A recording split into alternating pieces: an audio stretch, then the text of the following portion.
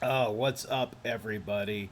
It's a me, Mondo, also known as the Mondolorian. Kinda, sort of. Oh, let's turn it off. Let's mute that. I remember to turn my mic on this time though, so that's good because I didn't have the mic on last time. Oh man, so here we are again. Yeah, I've done it again.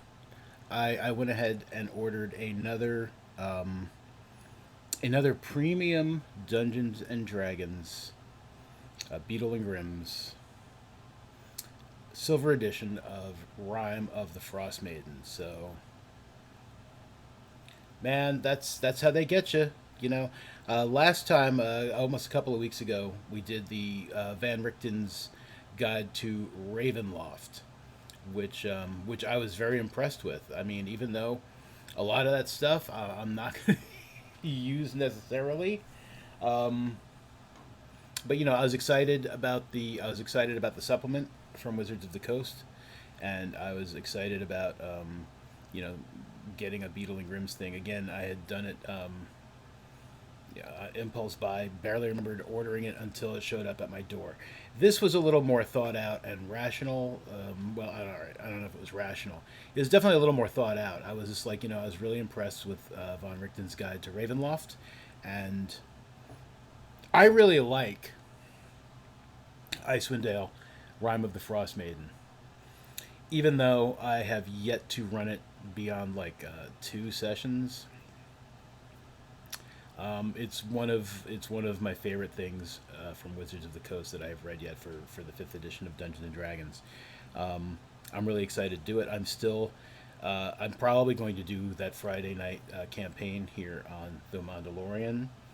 I just need to find some players. So hey, I've already got a couple of slots reserved for, pardon me, for a couple of people who I really do want to play with again.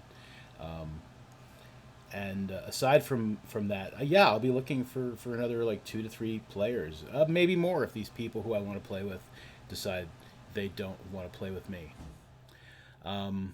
New new overlay for when I'm talking, just doing stuff like this, the unboxing and the talking thing. I don't know. I like it, and that's really what's important, right? I like it. It's cool, sorta. Yeah, it's cool. No, it's cool. It's cool. Um, there's some new features on it that you'll see soon. I don't know. I have nothing to do with my life, so I do these things to impress myself. Aside from like playing D&D 4 times a week, give or take, when I can. We'll get into that. Okay, so let's this is the main thing, and this is the thing that we really want to get into is the unboxing of the Beetle and Grimm's Silver Edition Icewind Dale Rime of the Frostmaiden. So let's let's get into this. So we got our box cutter. You might recognize it from last time, or I might have used a blue one. I have a bunch of these. I use them for work, so I do have a lot of these. This is a black one. Okay, so here's the box. It's a big box. It's a nice, heavy, impressive box. Already, just the heft of the box makes me think like, oh, you made a good decision. One disappointment, if you remember the last box, I've got it here still, sitting on my shelf. It had the cool Beetle. What if there's not even Beetle and Grimm's in here? Wouldn't that be a fucker? But it had the cool Beetle and Grimm's paper tape, and it's got to be. It's the same size box. And there was a sticker that said it was packed by goblins. Where's my packed by goblins sticker? Yeah, definitely it said, yeah, packed by goblins. Oh, no, it's not a sticker. It's part of the tape. Okay. Not a separate sticker. But anyway. This didn't have the Beetle and Grimm's tape, and it didn't have the packed by goblins. So sad. Not a big deal. Obviously, Matthew Lillard. And the rest of the gang there. The reason for that is this is older. This has been out for a while. I pre-ordered the Von Richten's, which is one of the reasons why I wasn't even expecting it when it showed up. I'm guessing that this is, I had a T-shirt added to my order for the Von Richtens. I didn't get a T-shirt, so I'm guessing that was packed a little more, specially for myself. Whereas this is, this guy ordered this. It's in the warehouse. Let's go get it. Okay, but so we're gonna open it, and we're gonna be really disappointed if it's like not Beetle and Grimm's. I suppose I should have opened it before just to make sure. All right, stream over. This is just underwear that I ordered impulse buy. No, it's not. It's got to be. So far, it's almost exactly the same size, the same weight. I can see through the bubble wrap. It says Icewind Dale. So let's take this out of the box. Oh, there's a piece of paper in the box. Let's look at the piece of paper. I'm sure it's just, packing slip, kind of. Don't fall. Yeah, it's the packing slip. Doesn't say anything about goblins. That's okay. That's okay. It's the paper tape and the fact that it was packed by goblins were the least important things about the about the purchase. I was very happy to see that last time, though. Okay, so once again we have the bubble wrap to protect my box, and we pop some of that when we open it. My dog hasn't freaked out about it. That's good. We don't like when the dog freaks out. Okay. And here we have the box. Now, this box, unlike the last box, is not sealed in plastic, which is also okay. It was wrapped in the bubble wrap, and the box looks like it's in dope shape. So I'm sure it's not something that was returned because somebody hated it or something. Once again, all right, so very big, very heavy. Let's take a look at the front of the box. Icewind Dale, Rime of the Frostmaiden.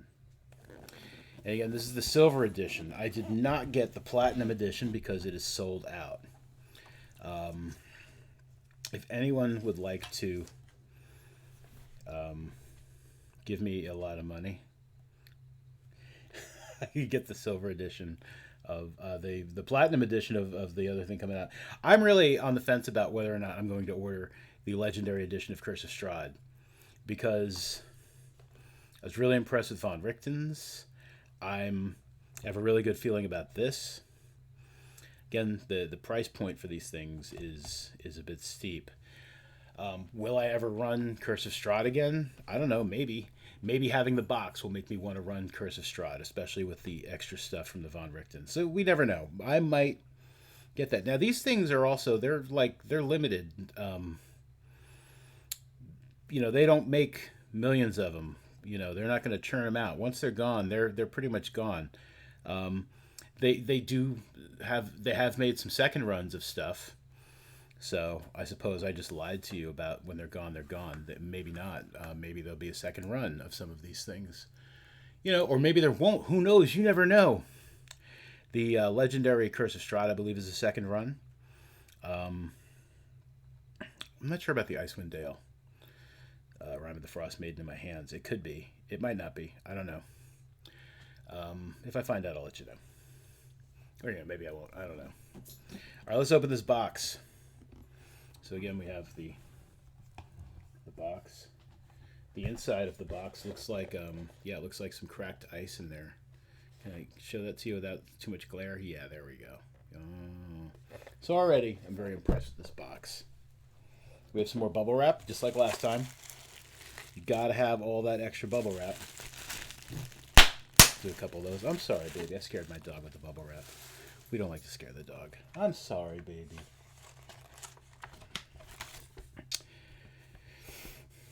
And here is the little sheet on top. I'm already impressed and in love. Here's a little sheet that comes on top of the thing, telling us what's inside with credits on the back.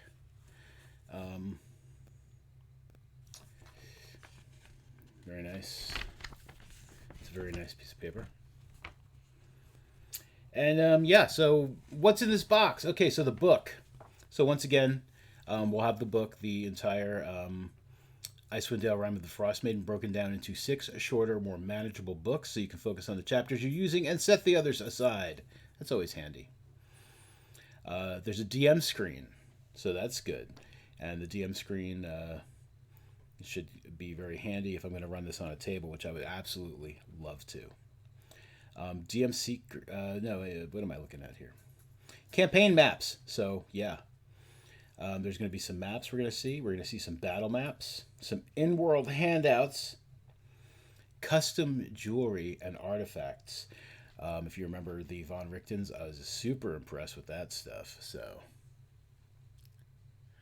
I lied to you? Castle, what did I lie to you about? I don't think I lied to you. Oh, I said before, yeah. I mean, yeah, maybe. I don't know. We don't know yet. Maybe I lied. We don't know. Come on now. What's up, Castle? Good to see you. Encounter cards, like last time. Bonus art. Bonus encounters. Pre-generated characters. And other helpful game aids. So we're going to set this here so we can refer to it later if we need to. I thought I lied to you about something serious, Castle. Okay, here we go. We got plastic again. Maybe there wasn't plastic all around the last box. Maybe this is the plastic I'm thinking of. I'm not sure. Yeah, I guess I lied, Castle. I didn't necessarily lie. I guess I lied. Maybe I didn't. Maybe I did. I don't even remember what I thought I might have lied about. I'm sure it was something... Oh, that was one thing I probably should have. Yeah, that Liar's game. I'm not going to talk about that today because I didn't. Well, maybe I will. Okay. I have this big, thick, almost a ream of these cards. And these are a whole bunch of stat cards, like handouts and stat cards. Encounter cards, maybe.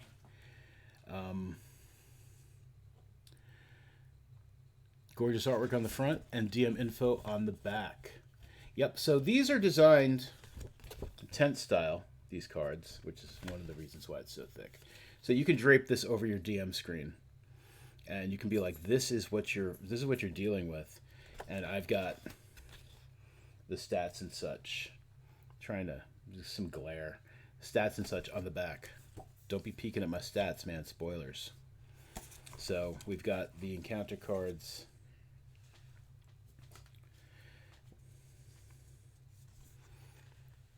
This guy's running from a Big B's hand.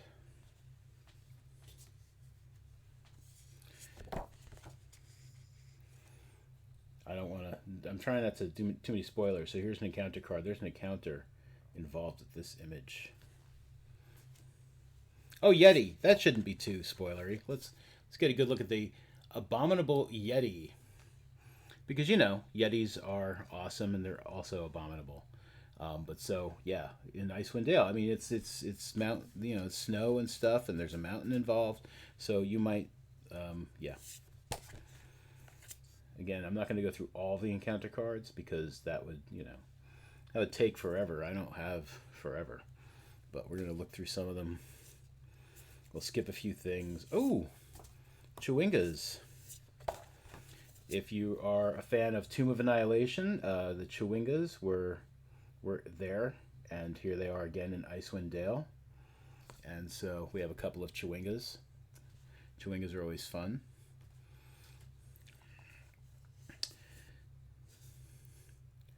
Nice beasts. We have some spoilery stuff that we're not really going to get into. A snowy owl bear. So it's like a polar owl bear. So, snowy owl bear. Aw. Owl bears are dope. You know they are. Everybody likes owl bears. Let me see. What else do we have? It's kind of dark. Maybe I should have turned on some more lights in here. Maybe because it's getting dark. I don't know. It's getting dark. Maybe I'm going to get up and turn on a light. A little more light. Here's a cute little mind flare. He's cute and he's little. There's more to it than that, but you know.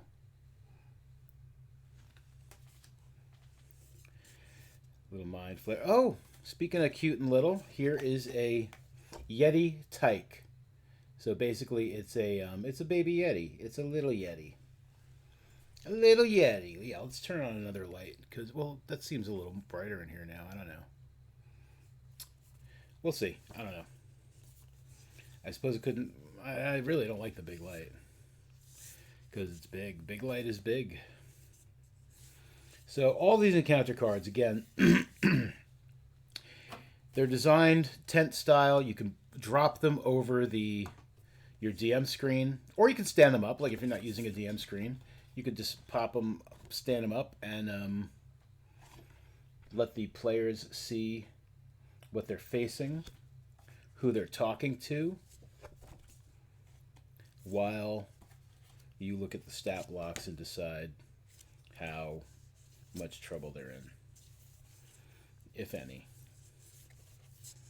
Yeah, so all these stat blocks are, these encounter cards are dope. Okay. Now, again, one of my favorite things last time was the jewelry. So, here we've got some jewelry. Where's my box cutter? There it is. It's not in a box. It's wrapped in plastic. And we're going to try and, we're going to try and open it without damaging it or losing the box cutter, which I just did. That's all right. I don't need it. I'll make do. So, once again, we have some jewelry. Some nice pieces of jewelry that are game related, so that if you're playing at a table, you can hand them to your players and tell them, like, you can't keep this. I want it back. So,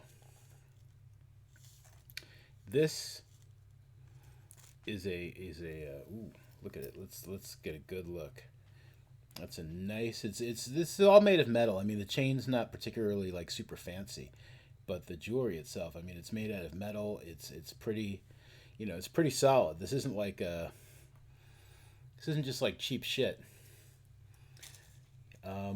So this is the Chardeline Amulet worn by the Black Swords and followers of Levistus. Spoilers, maybe, I don't know, but this is this. So when you're describing the encounter to these guys, to your players, I mean, you could give this to them, pass it around. This is what they're wearing. They got this on. It's what they like it. They like to wear it. And this was in 2 separate plastic bags. Like the amulet itself was in one with the chain out of it. Maybe to prevent it from getting scratched up or something. I'm not sure. So we're going to put it back just the way we found it, so that I can return this tomorrow. No, I'm kidding. This is never going back. I knew I was going to be impressed, like, before I got it. Like, the Von Richtens really impressed me, so I knew I was going to be super impressed.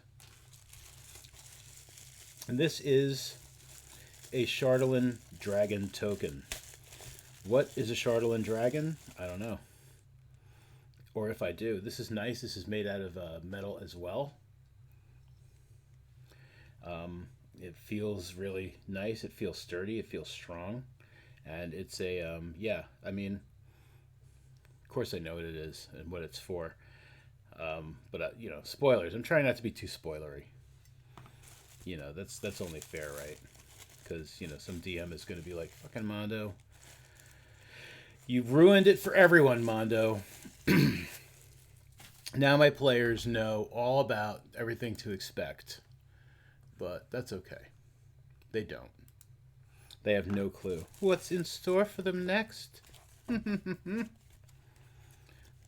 So again, we have in there with that was all this this nice artwork. So these cards with all of this fantastic artwork on them. There's some artwork. Both sides of the card have the artwork. That's spoilery. They're also tenty, so that you can like prop one up, like on your, put it over your DM screen or put it on the table. And it even says like what's in there. Like for instance, it says nature spirits, and you can see there's like little chewinga that's doing something. And I'm mostly looking to show you ones that aren't spoilery. So for instance, here is the town of, I don't know how to pronounce any of these places, but Deneville. I always make them up, like, or I figure them out like before I actually play a session. But so, yeah, this is one of the 10 towns of Icewind Dale, the 10 towns region.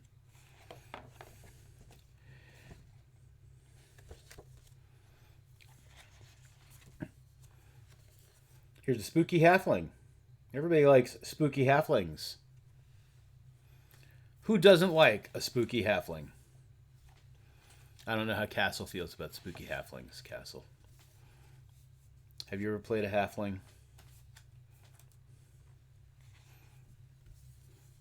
You're too busy being upset that I lied. Some more artwork. So yeah, this will help you set the scene and the mood.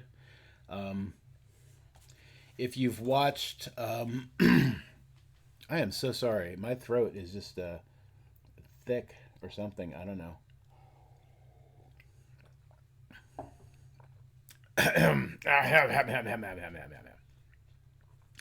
If you've seen like what I've been doing lately on my streams, the be it here's a shipwreck.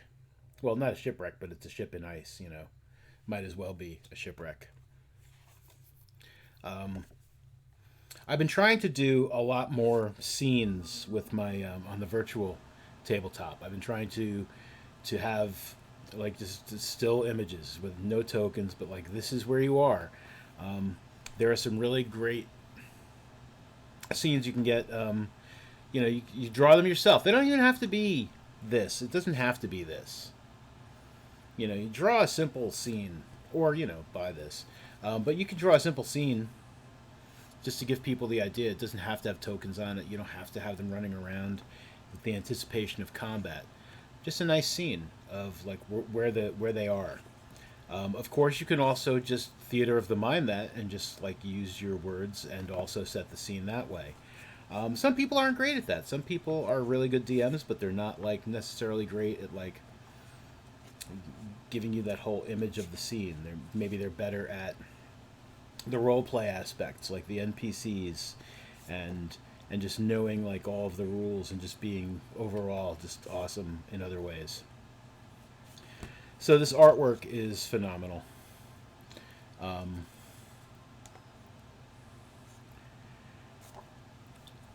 don't want to say whether or not it's all from the book. I mean, I recognize a lot of it from the book.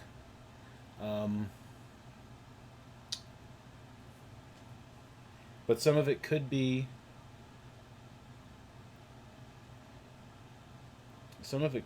like some new art or just art that didn't make it into the book. I don't know.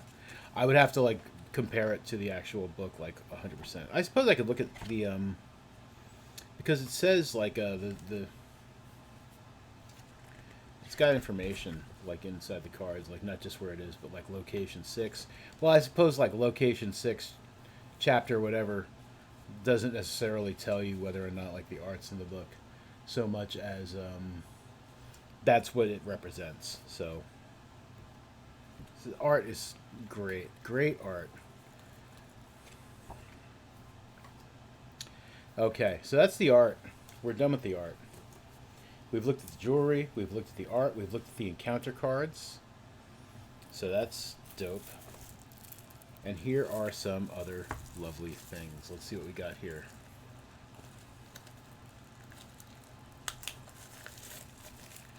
Open this so as not to damage anything, because Lord knows I don't want to damage anything.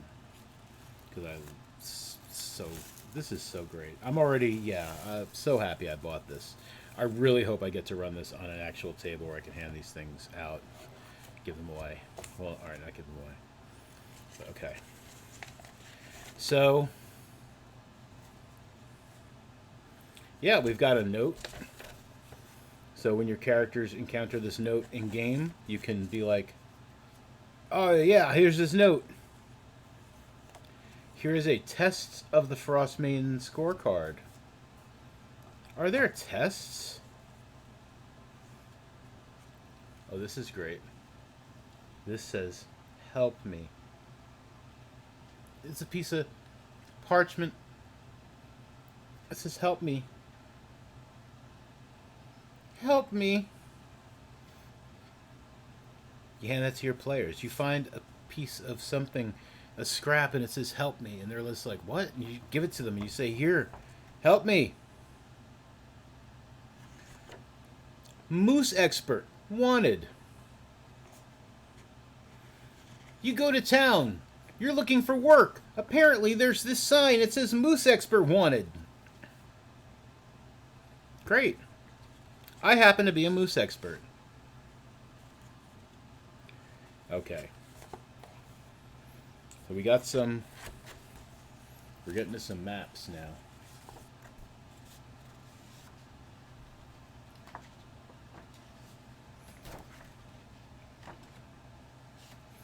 Now, I believe that these maps are for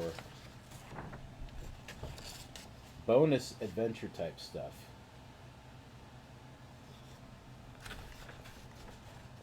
Because these are not, to the best of my knowledge, in the book. And I've read the book, so I'm pretty sure they're not. This is like, yeah, this is bonus material, man. 1-inch square grid. The maps are, they feel pretty sturdy. I mean, they're paper. I mean, so don't be like throwing them around. You rip them. But 1-inch grid. So if you're playing with miniatures on your table, there you go. There's a thing that's very spoilery, so I'm not going to show it.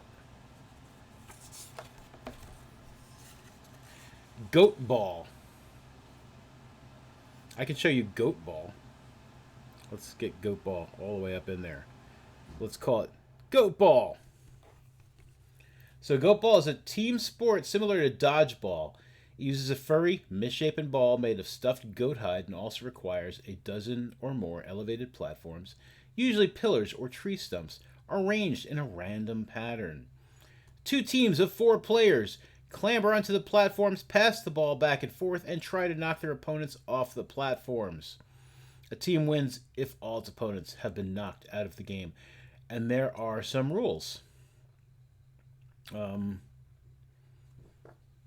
So that's good. I like games in a tabletop role-playing game.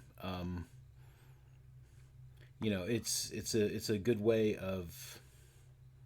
I mean, it's good for role play. It's like your characters are being active, doing something that's not necessarily like combat involved, or they're playing a game. It's great.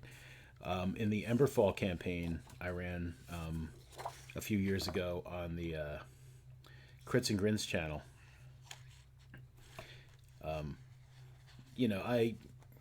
they went into a tavern, and I'm making up stuff as I go along. And one of the things I made up was that a bunch of people were, they were playing, they were knocking balls around with sticks on a table. They're playing, pool, and so the characters asked the people playing, like, what are you doing? And so I said, well, we're playing bulliards, like bulliards. And I made up the rules like on the spot for bulliards. I mean, it's similar to pool. It's a little different because it's bulliards. And we spent a good while playing bulliards that session, and I loved it. I always meant to finish up some rules and like maybe post it on DM's Guild. Maybe I still will. Someone just probably stole it from me now. So, okay. What this is? This is more notes. Public notices. So it's like a public notice board for Bremen. So when your characters go to the public notice board. There it is. Public notice. You're on notice. No, you're not on notice. Here's a memorandum. So it's another handout you can give to your players in-game to make the game a little more, more immersion. Immersion's always great. Here are the Care Deneval. I'm gonna find out how to pronounce all these things. If I was a better prepared DM / unboxing streamer, I would have looked up the pronunciations a while ago, but I didn't. I'm bad. I lied to Castle. The East Haven Ledger. So East Haven has a little newspaper, and there it is. You can hand it to your players.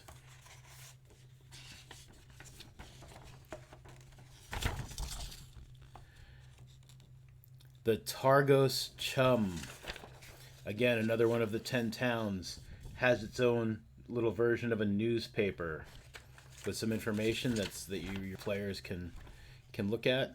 And I'm sure that some of these, I'm not reading the whole things because, I'll just get immersed myself and I'll forget I'm streaming to you guys, and you'll be like, man, that guy forgot all about us. Happens. But, yeah, there's probably going to be some, so I'm guessing that there would be some clues and other information like that in here. Or just, maybe not clues, but just like information that relates to the game. I am definitely going to turn on a light. I feel like I look really dark. I guess it depends where I'm sitting, because now I look fine again. I don't know. The Tourmaline Gazette, another newspaper, another one of the 10 towns has a newspaper.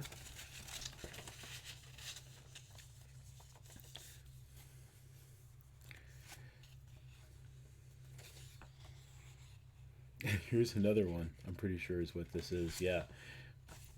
The Biweekly Buzz, which definitely has some player clues, hints, in-game news for the town of Goodmead. And I like it. So on the back, there's a note. Beware the hark of the blood night. 13 dead, they came with the storm. So, something else. Be a little ominous. Mess with your players' heads at game time. I didn't count them. I probably should have counted them, but I'm guessing that there are going to be 10. One for each one of the 10 towns in Icewind Dale, the 10 towns region. And here is the Brynshander Bulletin. And there's some good information in the Brynshander Bulletin. Like, for instance, at Black Iron Blades, it's buy one, get one. All blades are buy one, get one free. That's good information should your players need to buy blades. Wet your whistle with there's an advertisement. But yeah, let's look at this one with a little more detail. We kind of skimmed through the others really quickly, but let's look at this one a little bit. Because I'm just so excited to look at all of the stuff. So yeah, so there's this advertisement for buy one, get one free at Black Iron Blades. Down here, we have an advertisement for whiskey. Wet your whistle with a shot of Flamebeard's Fire Brandy. Only available at Kelvin's Comfort. Ask for Ogden Flamebeard.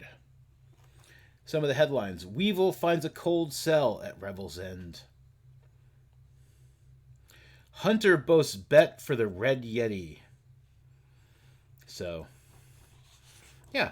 So these are really cool things to hand to your players when they're in town, especially if it's something you want, it's got some information you want them to know, need to know. Again, like I said, I'm pretty sure that like each one of these things is going to have something that is related to the adventure and the game itself. Okay. So here we have one of the nice big maps. I would love to just get this framed, actually.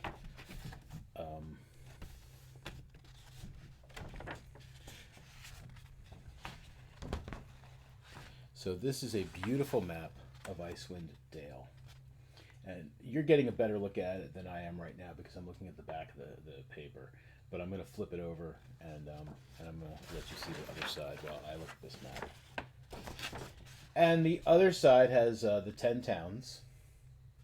So the smaller maps of the 10 towns. This is Mike Shea, who's done a lot of the cartography for Wizards of the Coast games, including Icewind Dale. His maps are just phenomenal. I have a lot of his assets and such, and I've bought like for my virtual tabletop setup of Icewind Dale, Rime of the Frostmaiden. I've purchased some other maps from his website, and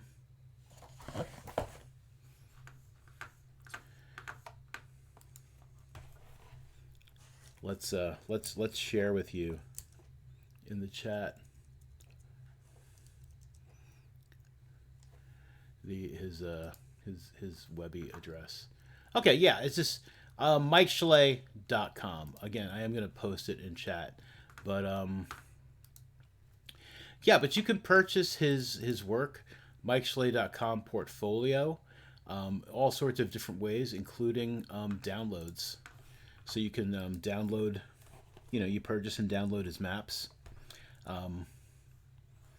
which, like I said, I've purchased his maps for a few things, but right now I've bought a bunch of the Rime of the Frostmaiden, and there was also another adventure that takes place in the area, and I got some of those maps as well. So I got some different maps of the 10 towns area. There's like an isometric map of 10 towns and the region, which is awesome, and yeah, so good stuff, Mike Schley. Hope I'm pronouncing your name right. I don't know how else you would pronounce it. Here's another large two-sided battle map. Again, this is 1-inch grid, so you can use them on your table.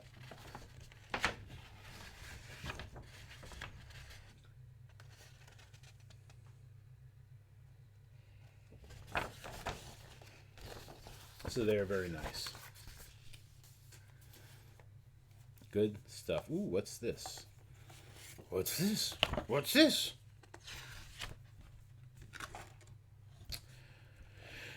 Oh, this is okay. This is actually the Rime of the Frostmaiden. There's actually a Rime of the Frostmaiden, and this is it. This is the Rime of the Frostmaiden within these. Yep, let's not look too long. Spoilers. Yeah, Rime of the Frostmaiden. So that's actually in here in that little handout. So when your characters, when and if they find the Rime of the Frostmaiden, you can give that to them.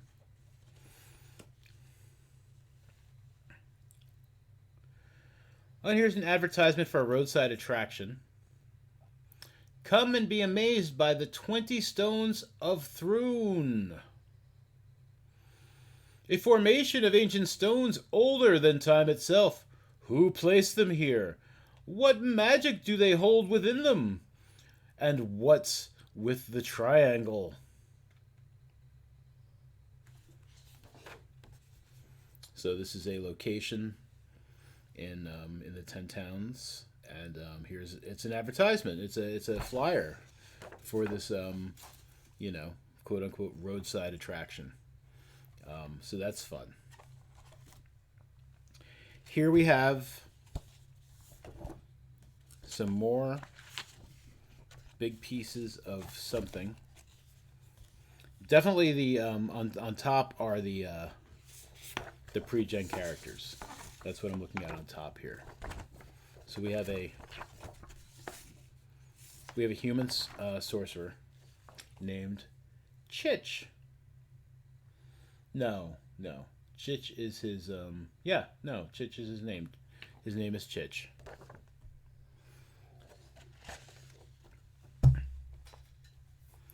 We have a Goliath Barbarian,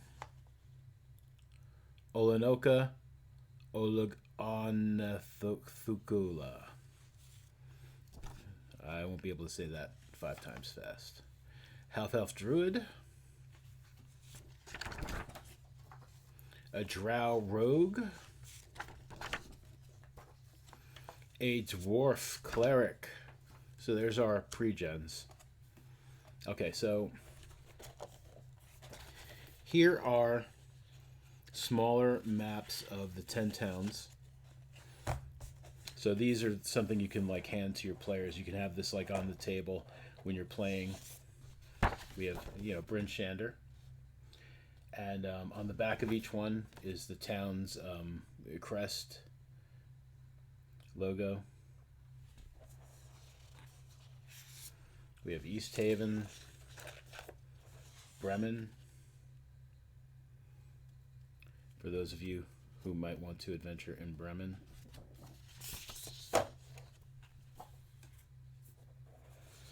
Yeah, Targos, Lonelywood, Tourmaline, Dugan's Hole. I want to live in a place called Dugan's Hole. I also want to live in a place called Good Mead, especially if their town's emblem, symbol, other word that I used a minute ago and now I've forgotten, is a mug of mead.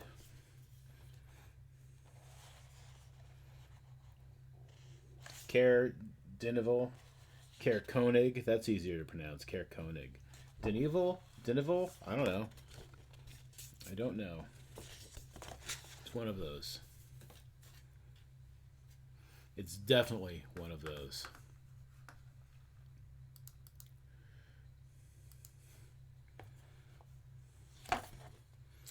And we have some more cool artwork that shows things for the players. This is a bonus encounter. So the bonus encounter is on the inside. That last one is just an image.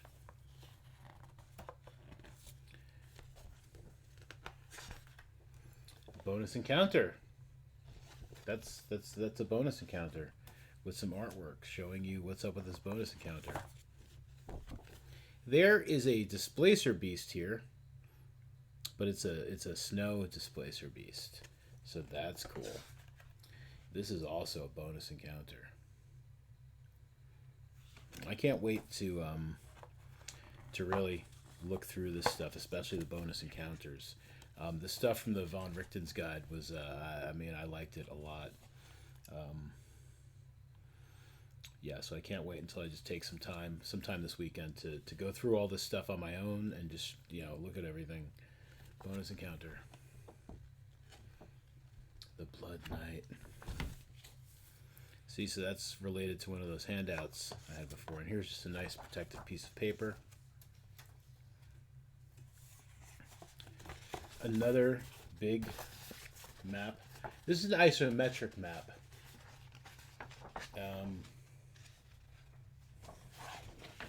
One of the locations in the game. There's nothing on the back, but isometric map.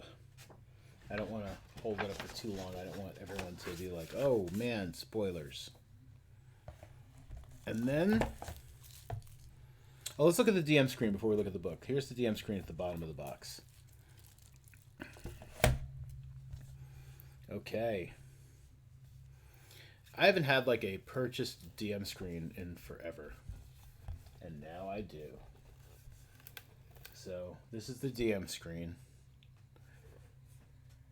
And it's got a whole bunch of information on the flip side that DMs will find very handy. These things, good things to know. Especially for DMs like me, who don't know how to pronounce anybody's name. There's a pronunciation guide for people. Let's find someone who's not going to be a... Oh, wait, here we go. Caer Evil. Chardeline. Chardeline. So there you go. That's how you pronounce that. Pronunciation guy's good. Koenig, yeah, that's how I said it. Chardeline, yep, I said that right. Chewinga, yep, I said that right. What else we got? I don't know. Nothing that I was really worried about mispronouncing. Ethrin is an old city, and I've been pronouncing it Ethrin, but it's Ethrin.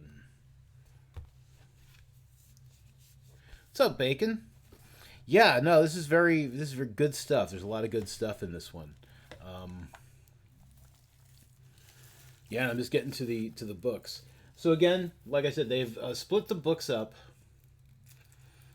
to 6 shorter, more manageable books, so you can focus on the chapters you are currently doing instead of having the whole book at your table.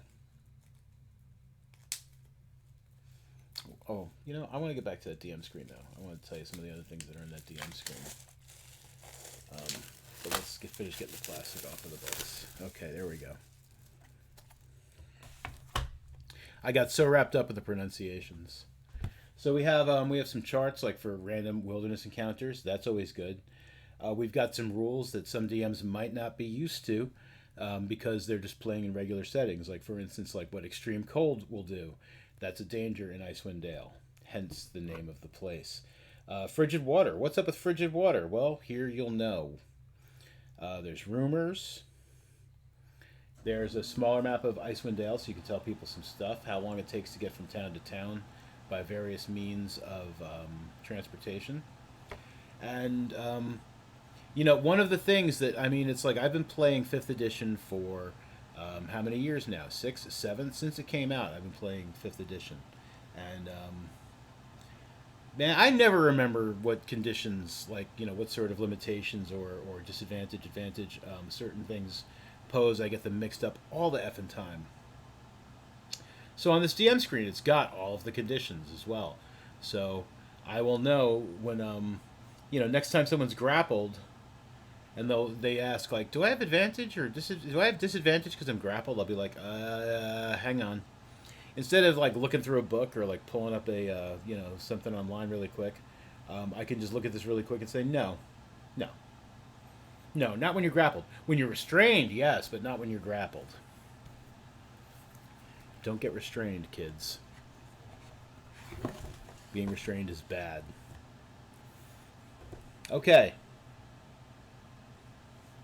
So here we have the actual meat of the adventure and stuff. This is book 1, which is Welcome to the Far North, Chapter 1, 10 Towns, Bremen to Koenig.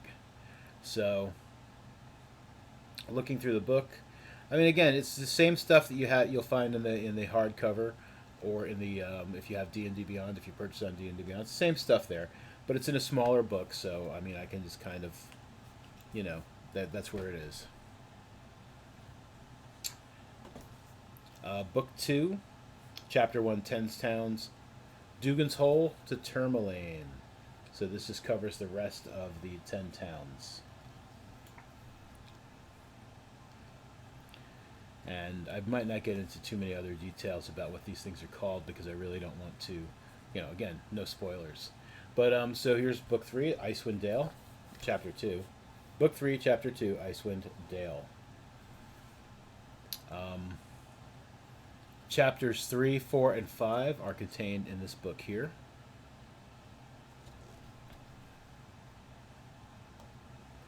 Chapters 6 and 7 are contained in this book here. And this book here is the appendix. Icewind Dale trinkets, Appendix A. Some nice artwork from the book. So not necessarily something that you're going to show your people. creatures, all the creatures, the new creatures, the important NPCs that they'll meet, all in here.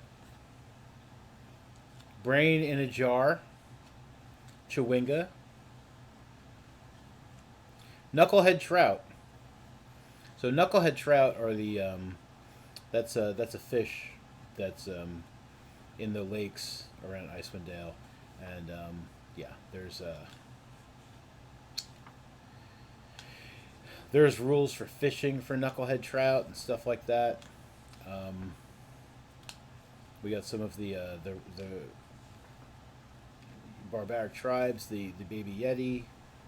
Here are some magic items.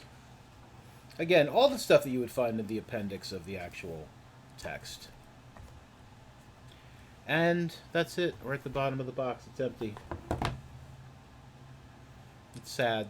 Sad, empty box that we will fill back up with these items. So we had the DM screen. We had the book split up into different chapters. Smaller books, a little easier to handle at the table. We had some maps. We had our bonus encounters. And a lot of really cool handouts. Like I said, we had the 20 Stones of Thrun flyer. We have the actual Rime of the Frostmaiden. We have maps. A lot of handouts, including for each one of the 10 towns. Like a newspaper or a bulletin board, depending on how fancy the town is, whether or not they have a printing press. A great way to share news of what's happening in the area with your players, especially if like some of that information may be helpful in figuring out what they're doing next or later or whenever. And we had the cool jewelry. We had all of these great artwork cards. We had this awesome jewelry. And we have all of the encounter cards that you can drape over that DM screen to show your players what they are facing, who they are talking to, while you can look at their stats on the other side. And that is the silver edition of Icewind Dale's Rime of the Frostmaiden.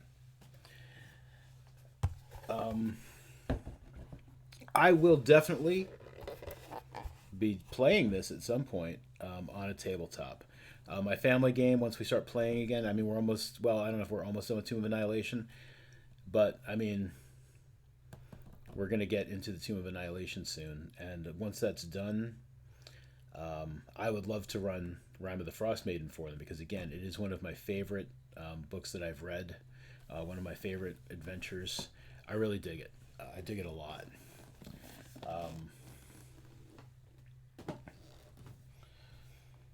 You know, it's sandboxy, which is always nice. You know, with these adventures, you know, I mean, you know, even though they're very sandboxy, I mean, there's still a little bit of a railroad to them. You can't completely, you know, I mean, sure, they can just like hang out at a tavern in Icewind Dale like all day and like, you know, not get anything accomplished that's in some of the things, some of the important things, and you can nudge them.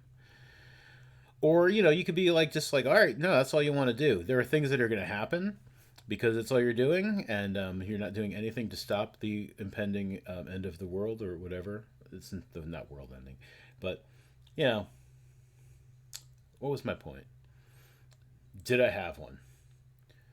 Oh, just that I really like it. Yeah, I really like it. I like the adventure. I like the different things that you can do in Icewind Dale and the 10 towns. All the little quests and side quests, I like them. I like them a lot.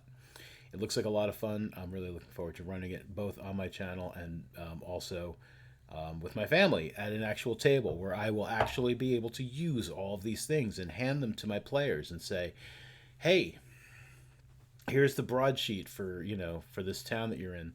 Yeah, they have a newspaper.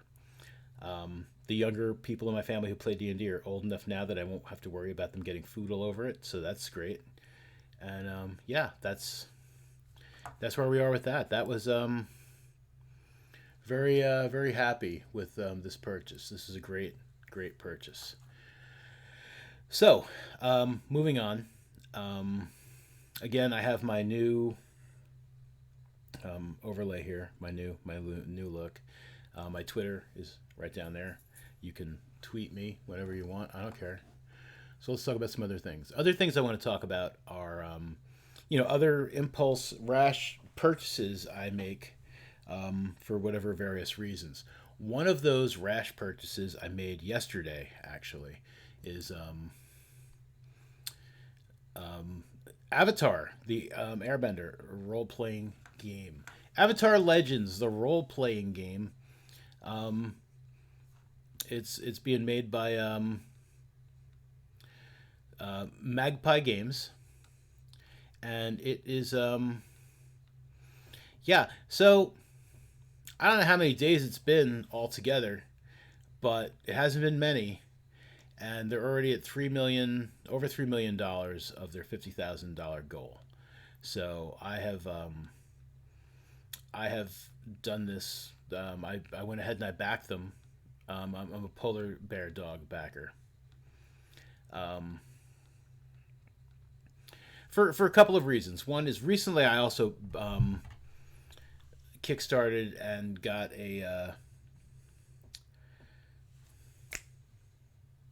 another a 5e anime thing for fifth edition anime type games. One of the reasons I did this is my daughter likes to play Dungeons and Dragons. She doesn't have a lot of time to do it. Um, she's not as into the regular lore of the Dungeons and Dragons setting. I mean, she likes playing. Her husband likes playing. They have a couple of friends who are interested. We'd like to play, but she really likes Avatar: The Last Airbender a lot, and so she finally convinced me to watch it. It's not like I didn't want to watch it; it's been on my list forever. So I finally did. I watched it. I loved it, and then she said, "I would love to play D&D, but I would really like it to be like an Avatar kind of campaign." And I was like, "Dope! I mean, I can pull that off, myself. I don't need other things." But other things are very helpful. So that 5e anime um, thing I kickstarted, I don't even remember the name of it. I feel like a terrible person for not remembering the name of it. But that's not what I want to talk about anyway right now. But yeah, so Magpie Games though they're officially licensed to do an Avatar Legends role playing game. So I took a look at it. There is a quick start. You can download and check things out. It's very good. It is using the system it uses is powered by the apocalypse. So if you've played Monster of the Week or Masks, yeah, it's powered by the apocalypse. Um, Oh, baby. She hears another dog barking outside. So, powered by the apocalypse. Monster of the Week is actually another game I would really love to play. I started setting up a Monster of the Week campaign. Maybe one day I'll find players, and I would love to stream that too. Maybe I'll do that on As Told by Dice, but I'll talk about As Told by Dice a little more in a minute. Anyway, so if you want to check out what this is all about, like I said, there's a quick start you can download. I'm gonna post that in chat. But check it out. Avatar Legends, the role playing game. Avatar is dope, and there's all sorts of different settings, when eras. So there's little booklets to help you with each era. If you're playing in the era where Aang is doing his thing, there's a little setting book. If you're more into the Korra thing, which I mean, I really like that Art Deco 1920s kind of vibe, that 20s 30s vibe. It wasn't as good as the regular Avatar: The Last Airbender. Absolutely wasn't as good. I still liked it a lot, and I really liked the setting. So being able to play in that setting, yeah, I like that. I like the whole idea of playing in that setting. So check that out. Other things I've kickstarted lately, because I don't need to retire if I have all of these things to keep me happy after work. I've kickstarted like the new MST3K project, so that's something I'm excited about. Again, that 5e, and you know what? I'm gonna, because I've mentioned it a bunch of times. I mean, the Kickstarter's over, but Anime 5e, fifth edition, fantasy role playing reimagined. Um, yeah, so I mean, I've got the PDFs. Um, yeah, you know, so I mean, I could just use that to make my campaign for my daughter. But I mean, that's like, I mean, this is awesome. This is actually Avatar, so that's great, and it's like licensed, so it's not just like trying to feel like Avatar. The Devil Made Us Do It by Monty Cook, the heist role playing game where all the lies you tell are true because they become true. MST3K. What else have I kickstarted? Because I need to spend my money on things. Oh man, yeah. So I'm sure most of you guys have heard of these. Pixels, the electronic Bluetooth connected dice. Yeah, I kickstarted that. I'm getting a set of dice plus another die, so I have 2D20s.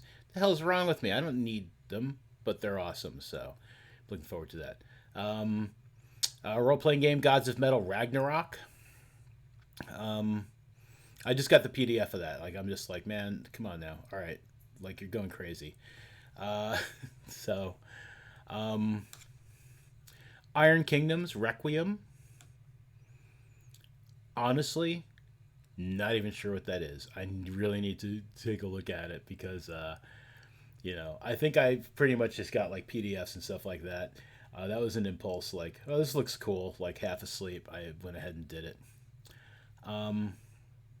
And Shard Tabletop, I kickstarted that as well. Wow, I gave them like $300. What is wrong with me? Anyway, I think I can place in like my DM, GM posting on their website. Like I'll be there. Like this guy's a GM. Like, I don't know. What the fuck's wrong with me? So, but it's a virtual tabletop. But this one is completely web based. It's not unlike Roll20. There were a lot of features I really liked. I mean, they don't have like the sponsored backing that like Roll20 has. So I mean, there's no official D&D products, but they've got access to the SRD. It's very easy to make your own things. So it's like, I mean, if you've got the time and the desire, I mean, you can put like all of the, in your own Shard tabletop, you can put like all of the rules and all of the classes and races and stuff and the things they do into the game. It's a really cool virtual tabletop. Apparently, I liked it enough to give them that much money. So one of these days, I would definitely like to test it out. I think the best group to test it out with would be as Told by Dice crew, because let's face it, they're all a bunch of DMs who want to play some D&D, and I mean, who better to try this out with? I mean, if I tried this out with my family, it would be, I mean, they'd just be looking to me for all these answers, and they'd be like, I don't like the way it works, and it'd just be like, meh. So maybe we will set up, a one shot or a short adventure with the As Told by Dice crew to try out Shard Tabletop. That would be dope.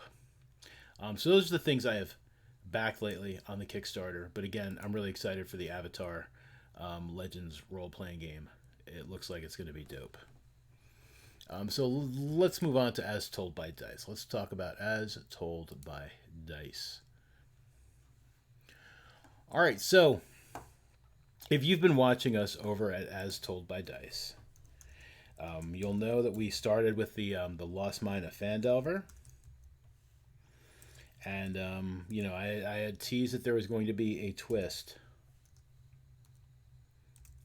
And sure enough, there was. So they are now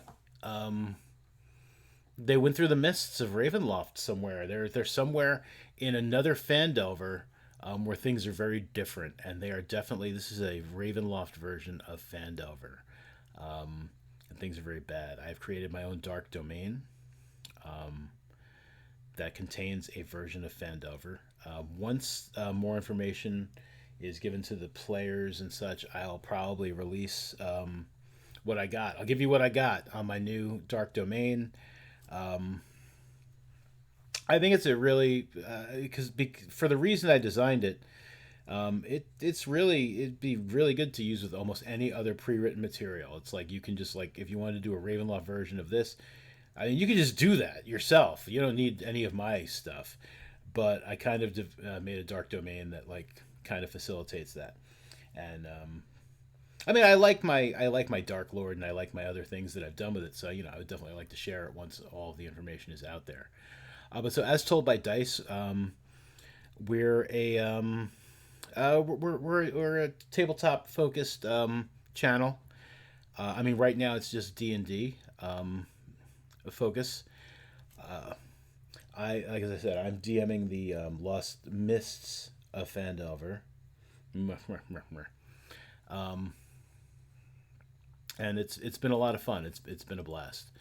So check us out.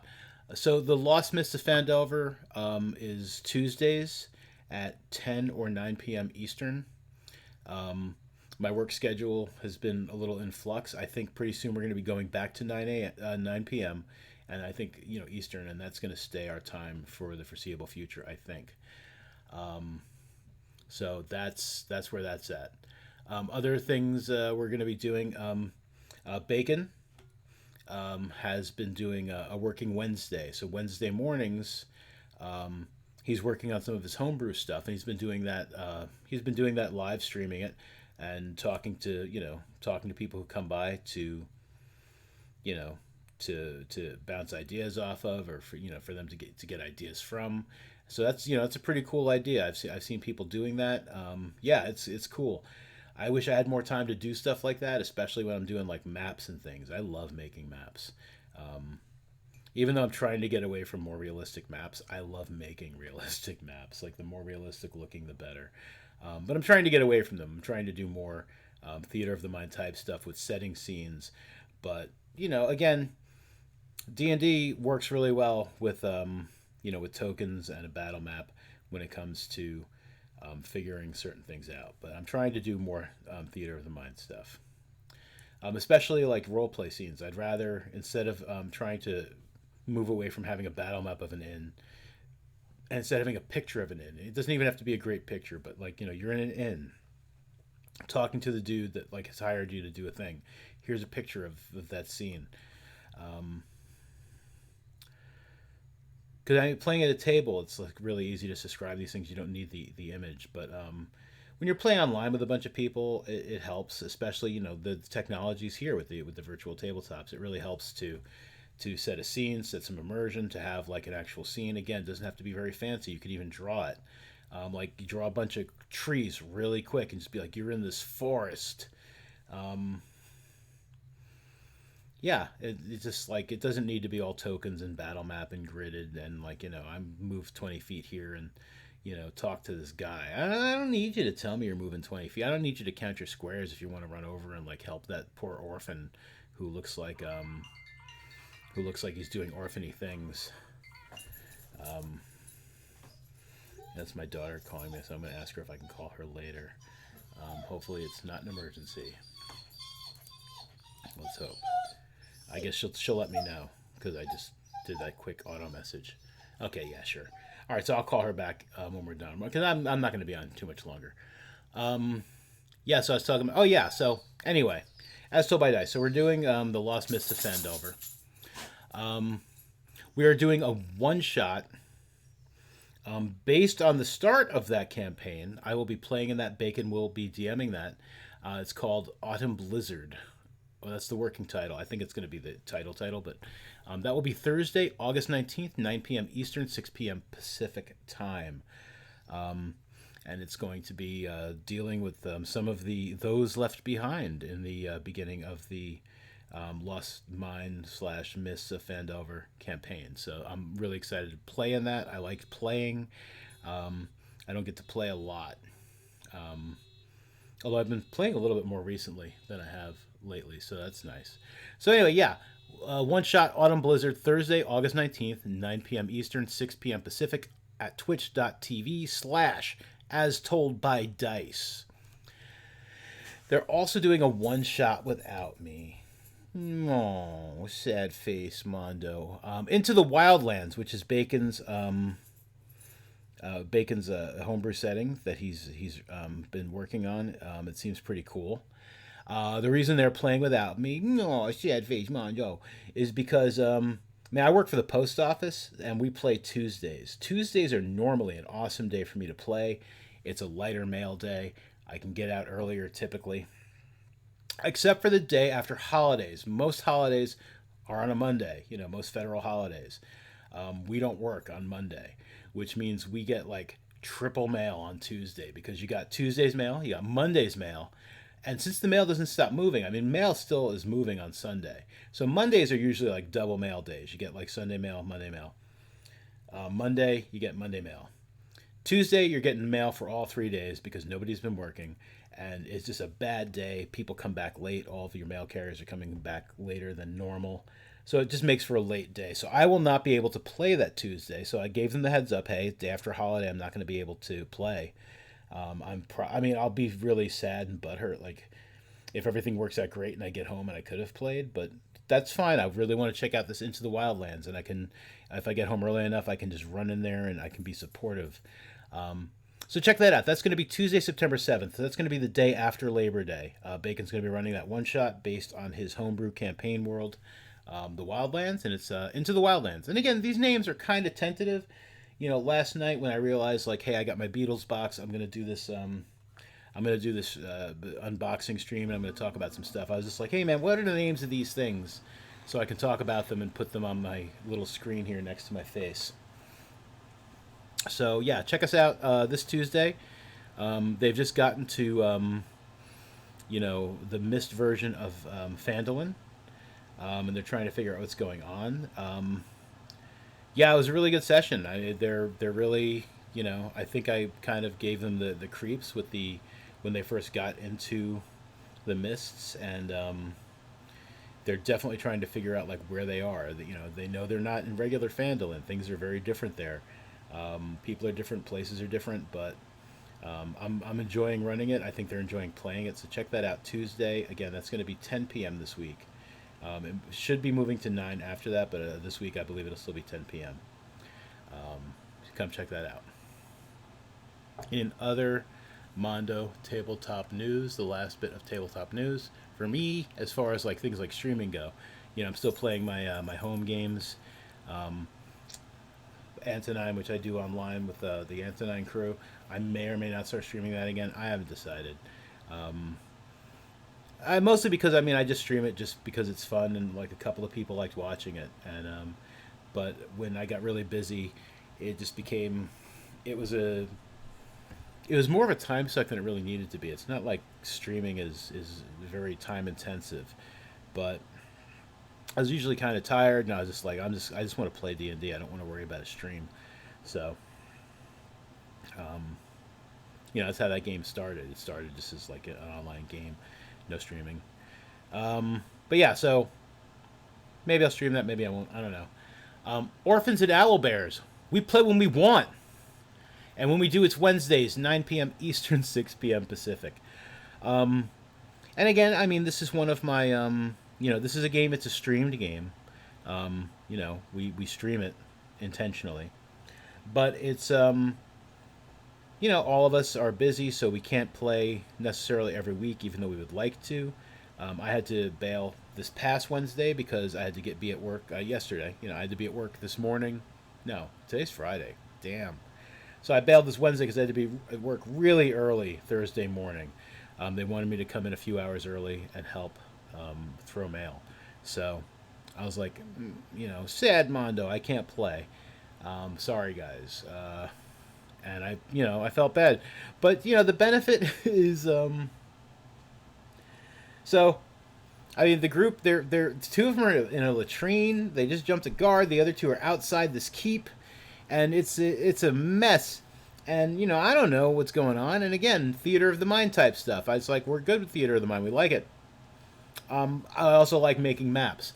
So when we left with them outside and inside this keep, I made a map, and I was just like, yeah. So here's my keep map. It's pretty simple. It's pretty basic. And then that Wednesday, you know, we couldn't play. You know, life happens. We couldn't play. So I was just like, oh, that gives me a week to update the map. Like, I'll make a cooler map now. So I did. I made a cooler map. And then we didn't play again for another week. And so, like, I'm just like, oh, man, this map.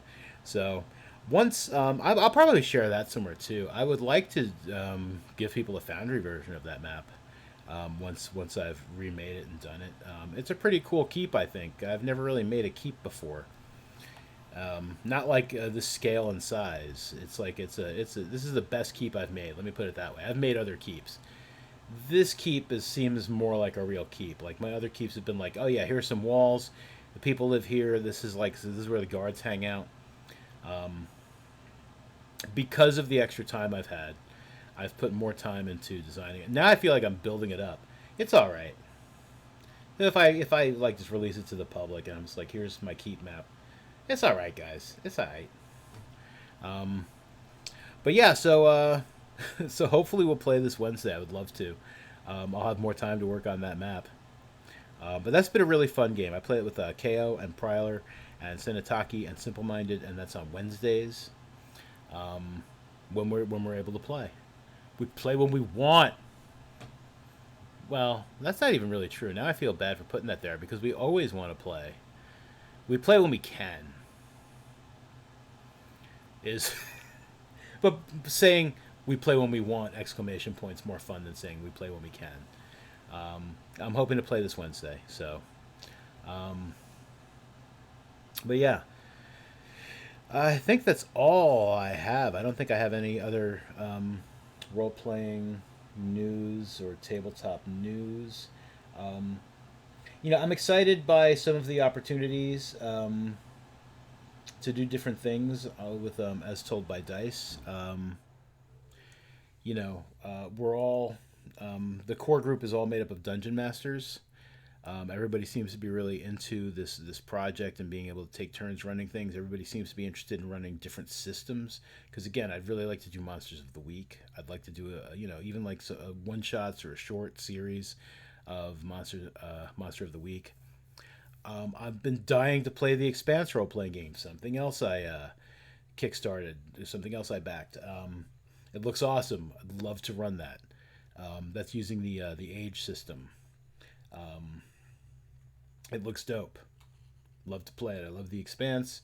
I like sci-fi. I don't play enough sci-fi games. The 5e things that I got this Hyperlanes, I think it was called. I backed that like years ago. This Hyperlanes setting for 5e. It's a science fiction setting.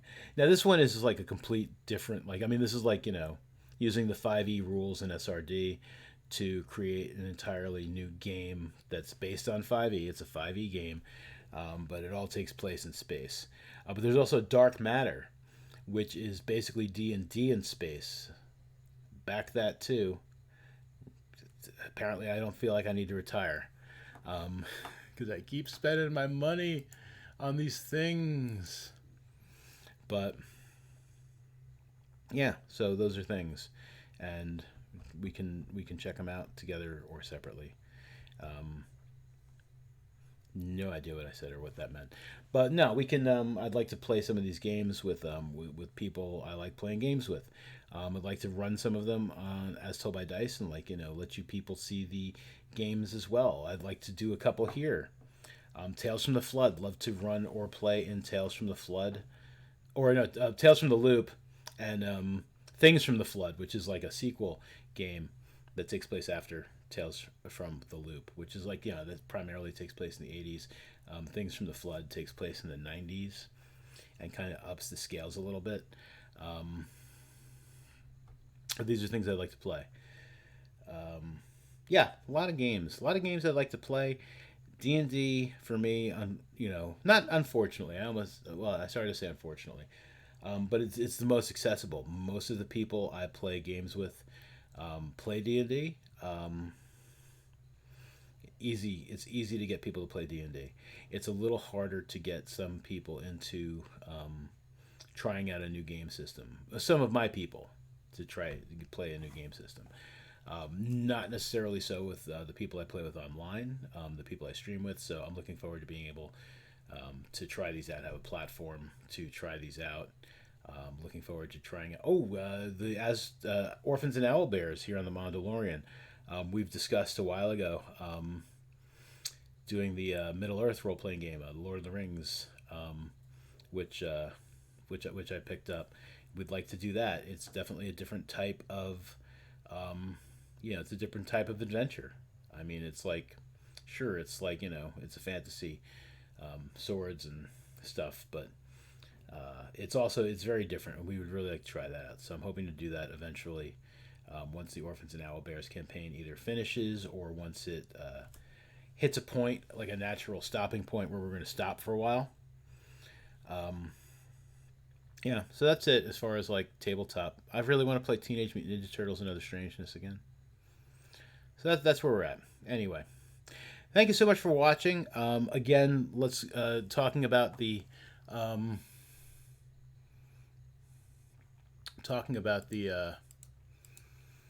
Icewind Dale, Rime of the Frostmaiden Silver Edition from Beatles and Grimm's. Definitely worth the $190 I spent on it. Shit. But it's worth it. The stuff inside is awesome. When I play this at a table, I'm going to feel very happy that I have this with the encounter cards, with the props, the in-game items that I can hand to my players so they have something to help that immersion. The jewelry is nice. Maybe I'll wear it around. No. But maybe, who knows, man? Don't tell me what to do. So, yeah. I would recommend it. You can find it at beetleandgrims.com. I'm going to post their link in the Twitch as well. beetleandgrims.com. And while we're talking about it, while I'm posting this link, I'm going to post the link to the actual Icewind Dale that I picked up, Silver Edition of Icewind Dale. I'll actually post that link. So that's the link to Beetle and Grimm's, the Silver Edition of Icewind Dale. Again, I missed out on the Platinum Edition. I don't know that I would have purchased it. It was expensive. I really like Icewind Dale, but it's expensive. This stuff is expensive. But so there is a Platinum Wild Beyond the Witchlight that's going to be coming. I might buy that because it's a pre-order and I can do it where I can make payments over time, like over 4 months. That might make it a little bit more affordable because it's going to be expensive. I think it's $500. I think it's like $4.99. But taking a look at the handouts and some of the excellent things you get, it looks like it'd be worth it. I don't know how much I'm going to like the Wild Beyond the Witchlight, but it looks dope. So $4.99. I can split it up between 4 payments. Will I buy it? I don't know. It ships in November, so it's like if I pre-ordered it and did shop pay to pay in 4 interest-free installments, it's like what, $125 per installment. That's doable. Basically, it's kind of doable. Yeah, so I might do that. Bacon is really excited about the Tal'Dorei. I don't even know if I'm saying it right. I am not a critter. Tal'Dorei campaign setting reborn. So this is not Wizards of the Coast.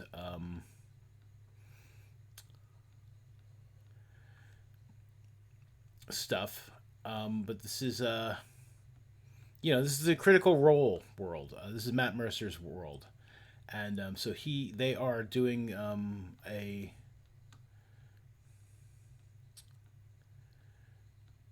It's a boxed edition. All right, let's see.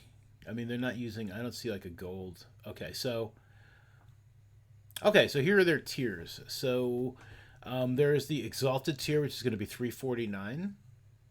The Awakened tier at $299, and the Arcane tier at $249. I don't know what any of those things mean, but apparently, But I mean, obviously, the more you spend, the more you're getting. And like I said, so far these past two boxes I've gotten, definitely worth the definitely worth what I've been, what I've paid. I mean, I'm not disappointed. I have no buyer's remorse. So, Legendary Curse of Strahd, $399. I really want to get that. I might get that. There's a gold edition of Eberron Rising from the Last War. There's also a silver edition of The Wild Beyond the Witchlight. But I would like, I mean, I've been so impressed with all these other boxes so far. I would really like to check out a Platinum box. So if I'm going to get Wild Beyond the Witchlight, I mean, I'd probably get the Platinum edition so that I could open it up for you guys and say, this is what's inside the Platinum edition. There's a silver edition of Baldur's Gate Descent into Avernus. The silver editions are $175, guys, with tax, shipping, whatever. I mean, I think I paid like $190 for the Icewind Dale. And the Legendary edition of Curse of Strahd. It's our, I don't know. This is the second run. There will not be a third run. So if I'm going to get it, I should probably get it soon. And I mean, I'm looking at it right now, and I really want it. I mean, I won't make my mind up today, and maybe my mind will be made up for me because it's sold out. But I really would like it.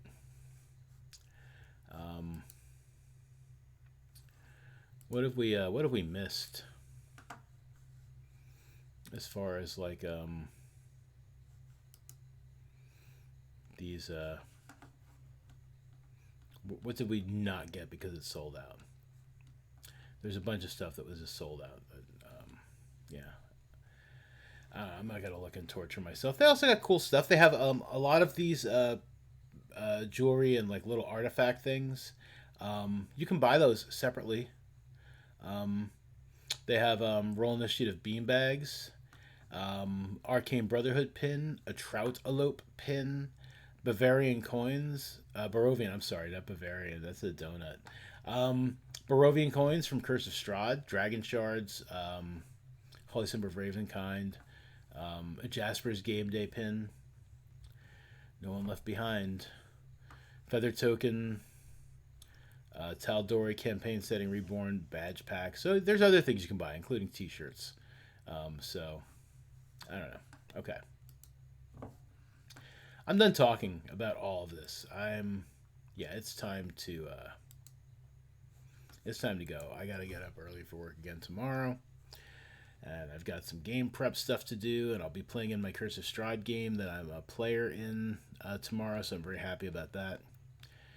And, that's all I got. All right. I could go on like this saying, that's all I got, and I'll talk forever, so I'm really just going to go. Everybody have a good night. Thanks for checking me out. Check out Beetle and Grimm's. Check out that Avatar Legends role-playing game. Watch us over here and at twitch.tv as told by Dice. And I'm going to go. So you all have a great night. Have a good weekend. Do a lot of gaming because gaming is awesome.